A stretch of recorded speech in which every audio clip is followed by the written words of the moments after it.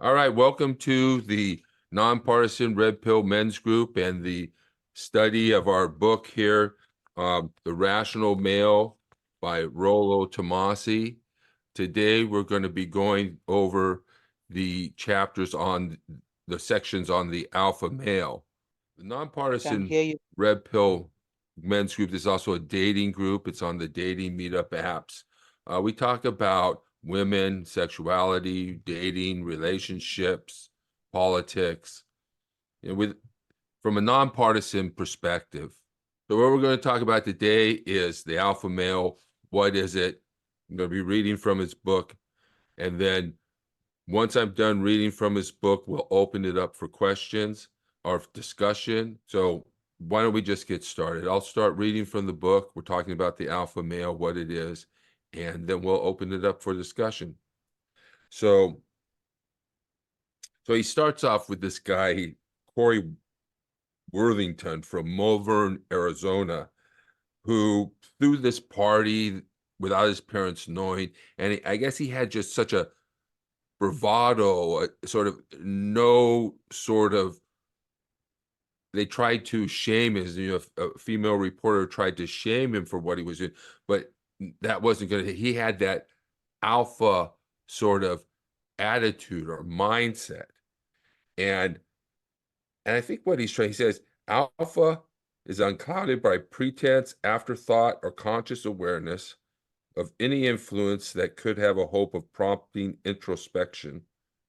Well, anyway, the main point is that alpha is neither good nor bad. It's not a good characteristic necessarily for men. It's not a bad. A person can have an alpha mindset, but be antisocial or commit crimes or do things that are immoral, which he sort of talks about here.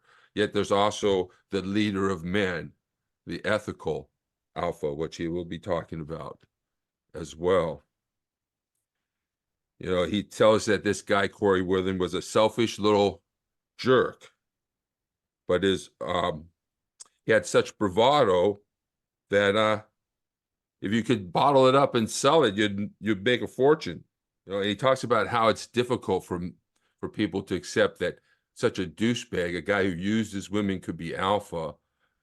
When we try ourselves to identify as alpha, we can't identify as that. It says alpha is mindset, not a demographic. Prisons are full of alpha males who simply channel their drive toward destructive and antisocial endeavors. And some of the evidence shows that women are attracted to antisocial traits.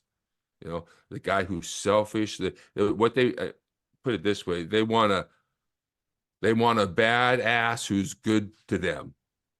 That's what most women are looking for. Some guy who's tough, mean, nasty, gonna be a survivor, gonna be a guy who's gonna fight, but he's nice to them.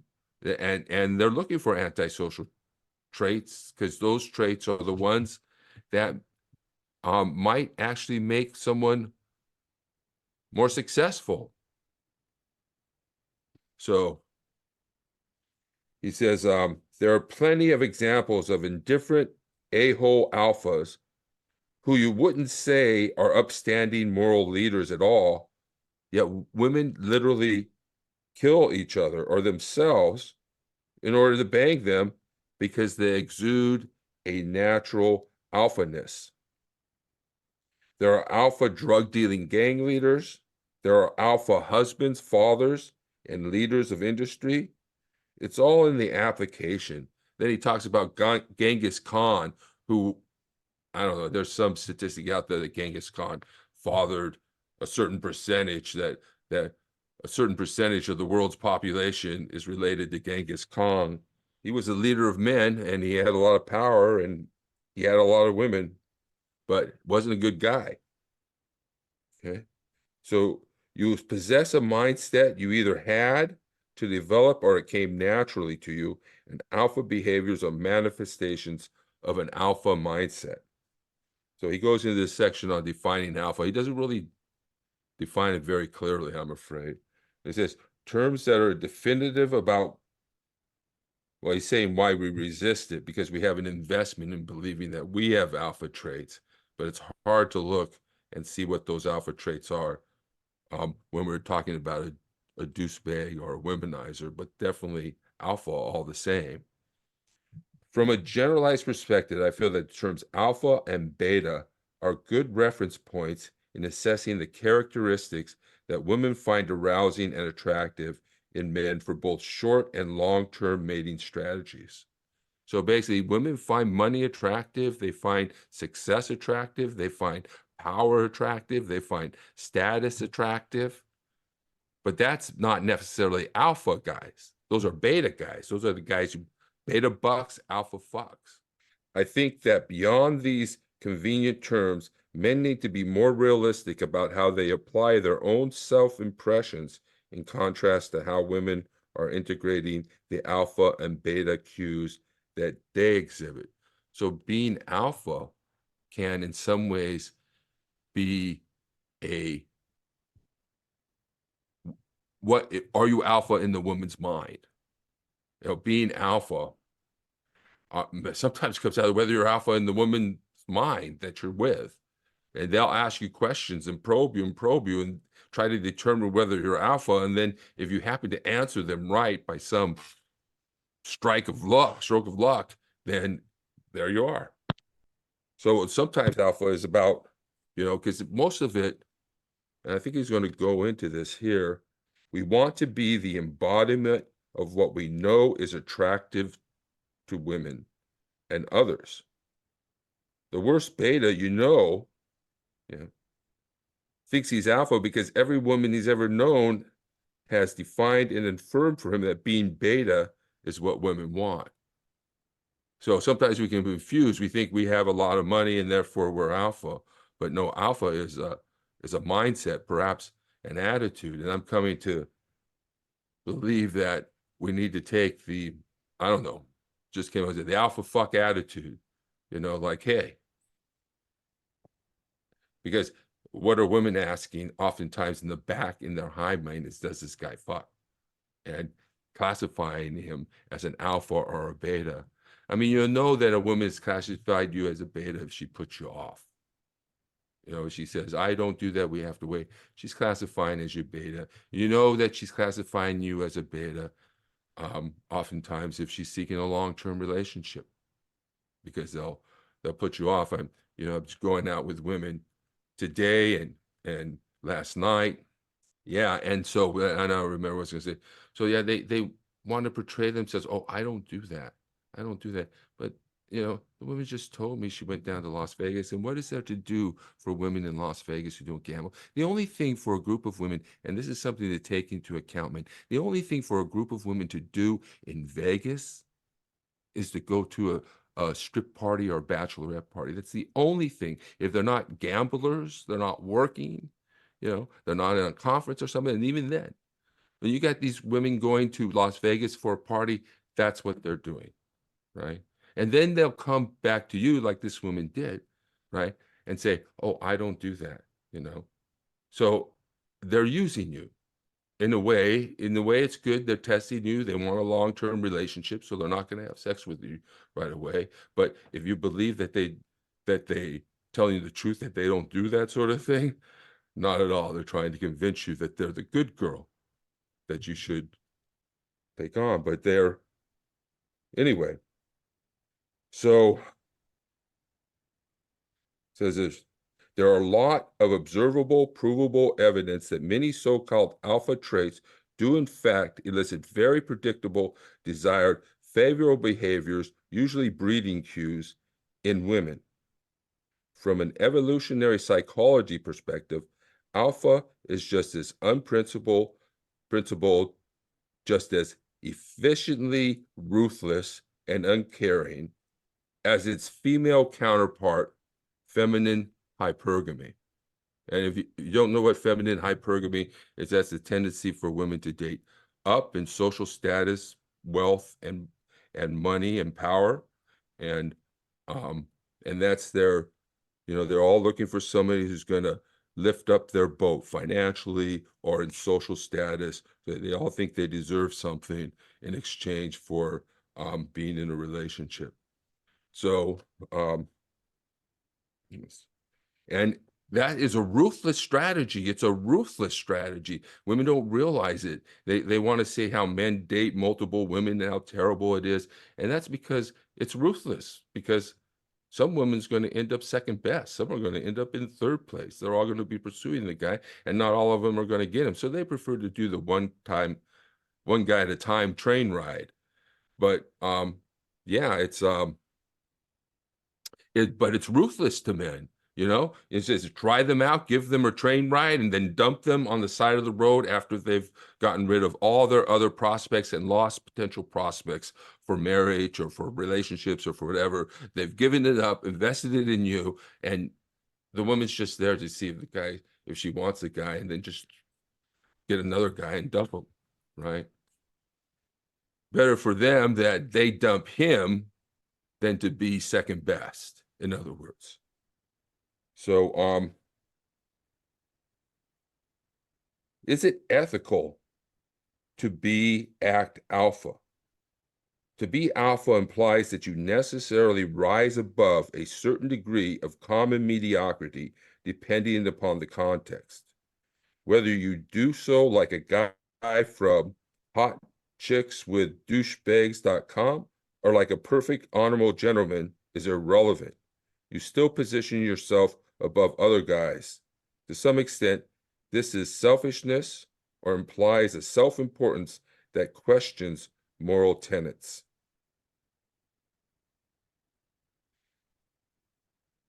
So I'm not sure if irrelevant is the right word, but it kind of is. But I think being a good person, an ethical person, is important. Just what I think, and so, and then here it is, the selfishness, questioning moral tenets. This is all antisocial personality traits. They're all antisocial personality traits that he's talking about here. And he goes on to say that women never doubt themselves on moral grounds. And it's so frustrating to have them sit across from you at these speed dating events, thinking they're better than you, getting upset at you because they think you're a player, you know. But what are they doing behind the scenes? They never doubt their moral. In fact, their selectivity supersedes morality. In fact, we are supposed to adapt to whatever they want sexually. It's just like, oh, women want this or women want that, and men are supposed to adapt. There's never the question really, is that something should women really focus so much on money? Is money so important? Such a thing, is that right? Or should women try to, they never question whether what they're doing is right or wrong. And oftentimes, if they do have some regrets, that's just the feeling, because it won't change the behavior. It's been proven scientifically that they can engage in the same behavior, and they may have regrets, but that's just the feeling that comes. It's not a reason to stop doing the behavior.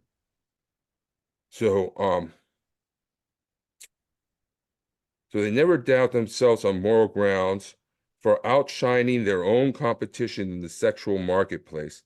They just do so covertly and with a polite smile, unburdened by ethical doubts. Hypergamy is its own excuse. So hypergamy justifies that behavior, a lot of behaviors that women engage in. This also applies to, the sexually successful male capable of overtly flaunting his high sexual value with two or more concurrent women. He must be of low moral character to be so flagrantly manipulative of his multiple girlfriends, right? Well, hey, people date. We're all dating, and women can date one guy after another if they want to. They want to tell you they only go one guy at a time. Well, but we're dating, we're going out. So why does the man get called this immoral player, and the woman just goes around dating? She's just going on a date. Some guy's taking her on a date. It doesn't. There's a moral judgment that's imposed upon men for being effective in their dating and their approach to women. And that effectiveness, really gets into the darker nature of female nature and men's nature, but the darker female nature. So it becomes sometimes questionable, but it's effective. Every guy has game. Everyone thinks they are alpha in their own way. Even the worst doormat nice guy, hammered but flat by women for a lifetime, thinks his supplications or Captain Save-A-Hole mindset is the best way to win a woman's intimacy.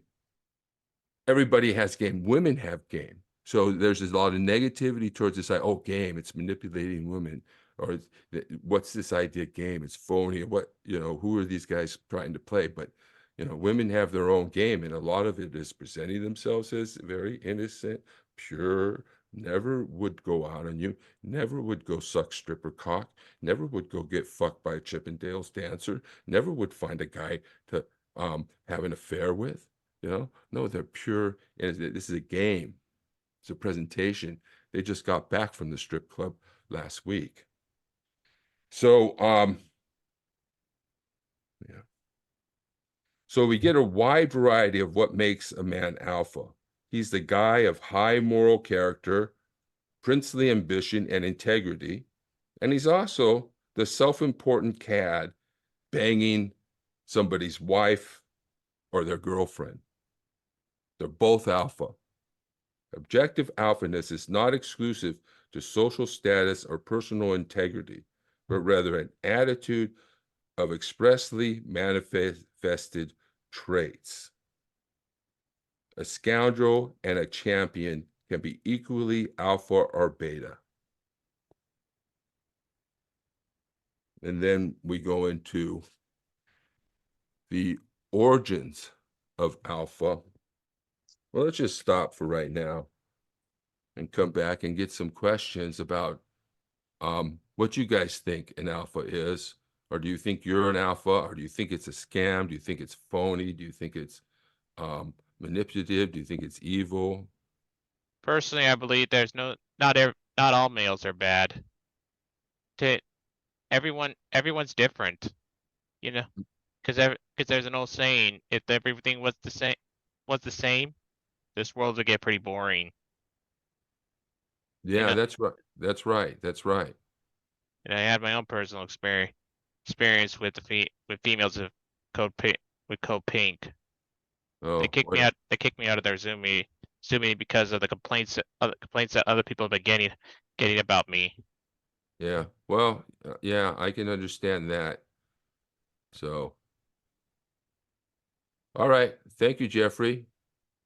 Um, Abudon had a question here. Let's see. And he said in the chat, can one be partly alpha and partly beta? And I think the answer to that question, I think, is probably yes. We're going to talk about a contextual alpha a little later on, that certain contexts, like a police officer in uniform, gives them automatic alpha energy or presence.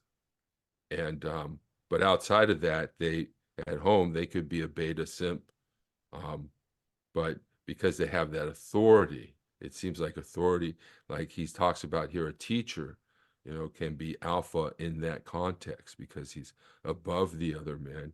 He has authority. He's a leader of men. He's separated himself out from other men in that way.